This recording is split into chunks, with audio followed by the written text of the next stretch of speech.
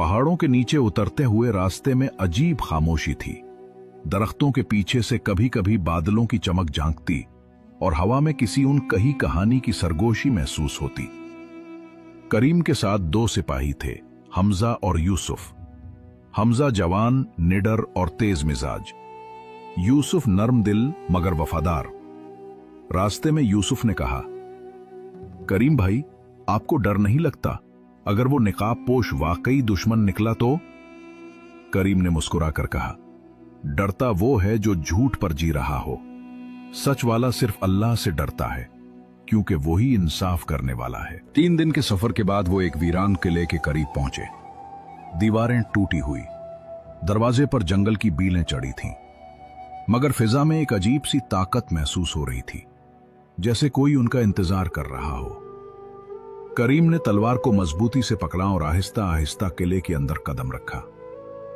अंदर हर तरफ राख और शिकस्ता पत्थर बिखरे थे और दूर किसी कमरे से रोशनी की हल्की झलक आ रही थी। वो तीनों चुपचाप रोशनी की तरफ बढ़े। कमरे के अंदर एक शख्स खड़ा था, लंबा, ताकतवर, मगर चेहरा निकाब से ढका हुआ। उसके हाथ में भी एक तलवार थी और दीवार पर पुराने शाही निशान आवेजा थे। करीम ने आवाज लगाई, कौन हो तुम? अपना नाम बताओ। निकाबपोश ने सर उठाया और गहरी आवाज में बोला, मैं वो हूं जिसका नाम भुला दिया गया, मगर जिसकी किस्मत अभी खत्म नहीं हुई। करीम के कदम जैसे जमीन में जम गए।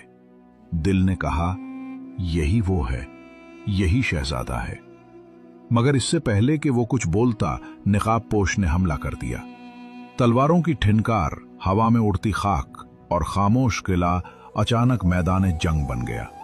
हमजा ने चीख कर कहा, यह दुश्मन है, इस पर वार करो। करीम ने रोकते हुए कहा, नहीं, इसके वार में नफरत नहीं, दर्द है। करीम ने अपनी तलवार नीचे कर दी। निकाबपोश के वार रुक गए। दोनों की नजरें मिलीं और लम्हे भर को जैसे वक्त रुक गया। करीम ने आहिस्ता कहा, क्या तुम अरसलान हो, बादशाह का बेटा? निकाबपोश के हाथ कांप गए।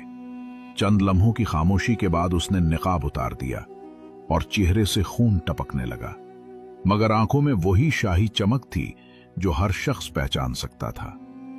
हां, मैं अरसलान हूं, मगर अब सिर्फ नाम बाकी है।